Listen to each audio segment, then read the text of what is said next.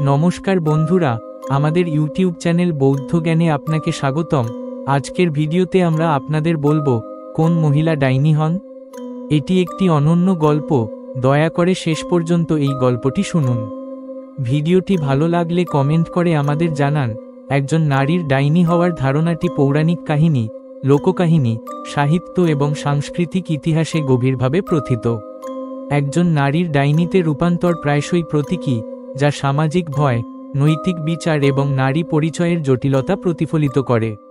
এখানে এই বিষয়বস্তুর অন্বেষণ ঐতিহাসিক, সাহিত্যিক এবং সাংস্কৃতিক দৃষ্টিভঙ্গি একত্রিত করে এই প্রশ্নের উত্তর দেওয়া হয়েছে, কোন নারী ডাইনি হয়।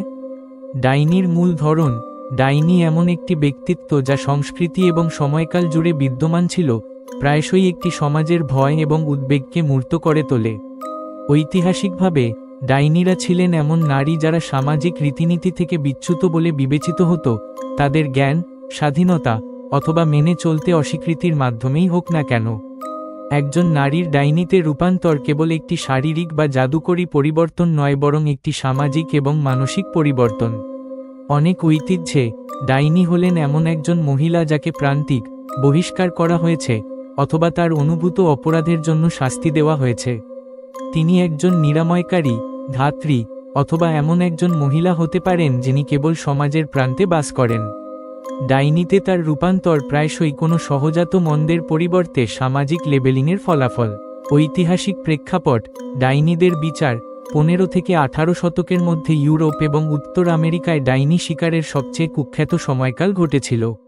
এই সময়ে হাজার হাজার মহিলাকে ডাইনিবিদ্যার অভিযোগে অভিযুক্ত করা হয়েছিল, নির্যাতন করা হয়েছিল এবং মৃত্যুদণ্ড দেওয়া হয়েছিল।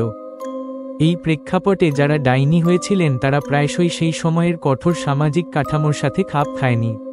আরোগ্যকর্তা বা ধাত্রী, ভেষজ চিকিৎসা বা ধাত্রীবিদ্যা সম্পর্কে জ্ঞানসম্পন্ন মহিলাদের প্রায়শই জাদুবিদ্যার অভিযোগে অভিযুক্ত করা হতো। তাদের দক্ষতা সন্দেহজনক বলে মনে করা হতো এবং তাদের স্বাধীনতা পুরুষ শাসিত চিকিৎসা প্রতিষ্ঠানের জন্য হুমকিস্বরূপ ছিল। বহিরাগত। যেসব মহিলা একা থাকতেন, অবিবাহিত ছিলেন অথবা অর্থনৈতিকভাবে স্বাধীন ছিলেন, তাদের প্রায়শই লক্ষ্যবস্তু করা হতো। পুরুষ তত্ত্বাবধানে অভাব তাদের অভিযোগের ঝুঁকিতে ফেলেছিল। বিদ্রোহী নারী। যে মহিলারা অন্যায়ের বিরুদ্ধে কথা বলতেন, কর্তৃত্বকে চ্যালেঞ্জ করতেন অথবা সামাজিক প্রত্যাশা মেনে চলতে অস্বীকার করতেন, তাদের প্রায়শই ডাইনি হিসেবে চিহ্নিত করা হতো। এই ক্ষেত্রে ডাইনিতে রূপান্তরিত হওয়া কোনো পছন্দ ছিল না, বরং সমাজ কর্তৃক আরোপিত শাস্তি ছিল। ডাইনি সামাজিক অসুস্থতার জন্য বলির পাঠা হয়ে ওঠে, ভয় এবং বিশৃঙ্খলার প্রতীক। সাহিত্য উপস্থাপনা। সাহিত্যে দীর্ঘদিন ধরে নারীদের ডাইনি হওয়ার বিষয়টি অন্বেষণ করা হয়েছে, প্রায়শই সামাজিক রীতিনীতির সমালোচনা করতে এবং নারীর কর্তৃত্ব অন্বেষণ করতে ডাইনির চিত্র ব্যবহার করা হয়। 1. গ্রিক পুরাণে সার্স, হোমারের ওডিসির জাদুকরী সার্স, একজন মহিলার ডাইনি হওয়ার প্রাচীনতম সাহিত্যিক উদাহরণগুলির মধ্যে একটি।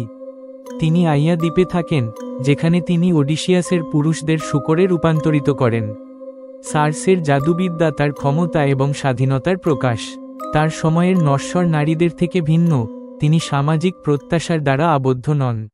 ডাইনিতে তার রূপান্তর আক্ষরিক এবং প্রতীকী উভয়ভাবেই, যা পিতৃতান্ত্রিক নিয়ন্ত্রণের প্রতি তার প্রত্যাখ্যানকে প্রতিনিধিত্ব করে। 2. আর্থুরিয়ান কিংবদন্তিতে মর্গান লে ফে।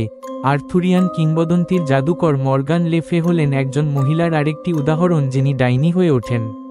প্রায়শই একজন প্রতিপক্ষ হিসেবে চিত্রিত, মর্গান রাজা আর্থার এবং গোলটেবিলের নাইটদের কর্তৃত্বকে চ্যালেঞ্জ করার জন্য তার জাদুকরী ক্ষমতা ব্যবহার করেন। তার জাদুবিদ্যা পুরুষ শাসিত বিশ্বে ক্ষমতা এবং স্বায়ত্তশাসনের জন্য তার আকাঙ্ক্ষার প্রতিফলন। 3. শেক্সপিয়ারের ম্যাকবেথে ডাইনিরা। ম্যাকবেথে 3 ডাইনি রহস্যময় চরিত্র যারা নাটকের ঘটনাবলীর উপর উল্লেখযোগ্য ক্ষমতা রাখে। যদিও তারা কেন্দ্রীয় চরিত্র নয়, তাদের উপস্থিতি গুরুত্বপূর্ণ।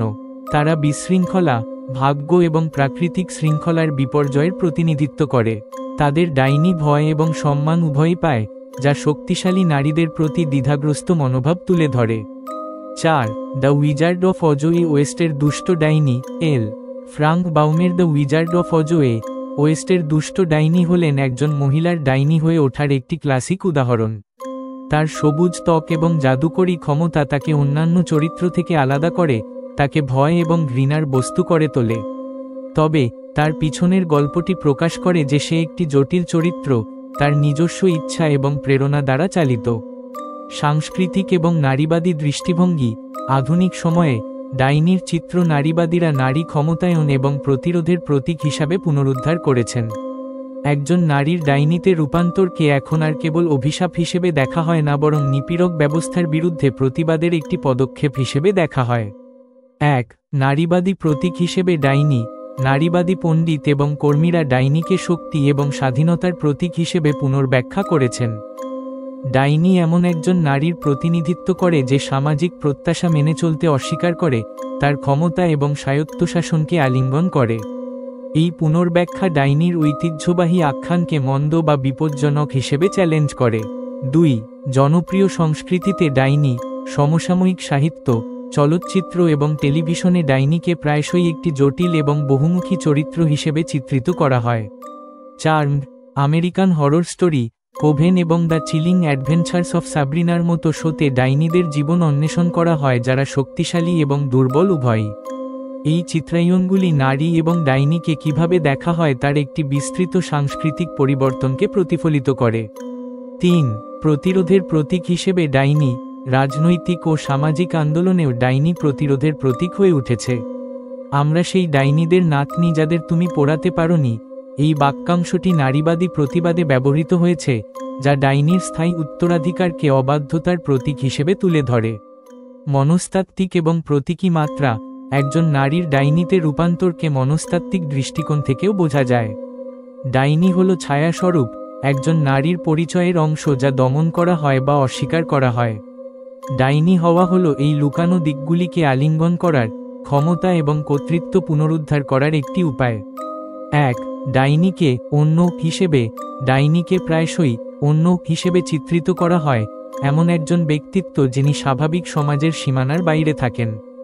এই ভিন্নতা ভয়ের উৎস এবং শক্তির উৎস উভয়ই হতে পারে। অনেক নারীর কাছে ডাইনি হওয়া হল সামাজিক রীতিনীতি প্রত্যাখ্যান করার এবং তাদের অনন্য পরিচয়কে আলিঙ্গন করার একটি উপায়। 2. পরিবর্তনের অনুঘটক হিসেবে ডাইনি। অনেক গল্পে ডাইনি পরিবর্তনের জন্য একজন অনুঘটক, স্থিতাবস্থাকে চ্যালেঞ্জ করে এবং অন্যদের তাদের ভয় এবং কুসংস্কারের মুখোমুখি হতে বাধ্য করে। তার রূপান্তর কেবল ব্যক্তিগত নয় বরং সামাজিক, কারণ সে বিদ্যমান ক্ষমতা কাঠামোকে ব্যাহত করে। উপসংহার: কোন নারী ডাইনি হয়? যে মহিলা ডাইনি হন তিনি প্রায়শই এমন একজন যিনি সামাজিক প্রত্যাশাকে অমান্য করেন, কর্তৃত্বকে চ্যালেঞ্জ করেন এবং নিজের ক্ষমতাকে আলিঙ্গন করেন। সে একজন নিরাময়কারী, বহিরাগত অথবা বিদ্রোহী হতে পারে। তার রূপান্তর সামাজিক ভয়ের প্রতিফলন এবং তার স্থিতিস্থাপকতা এবং শক্তির প্রমাণ। শেষ পর্যন্ত ডাইনি কেবল ভয়ের প্রতীক নয় বরং সম্ভাবনার প্রতীক। সে পরিবর্তনের সম্ভাবনা, প্রান্তিকদের শক্তি এবং নারীদের স্থায়ী শক্তির প্রতিনিধিত্ব করে। ইতিহাস, সাহিত্য বা সংস্কৃতি যাই হোক না কেন, যে মহিলা ডাইনি হয়ে ওঠেন তিনি নারী পরিচয়ের জটিলতা এবং নিজের প্রকৃত শোকে আলিঙ্গনের রূপান্তরকারী শক্তির স্মারক। থিমের এই অন্বেষণ ঐতিহাসিক, সাহিত্যিক এবং সাংস্কৃতিক মাত্রা বিস্তৃত করে। এই প্রশ্নের একটি বিস্তৃত উত্তর প্রদান করে, কোন মহিলা ডাইনি হন?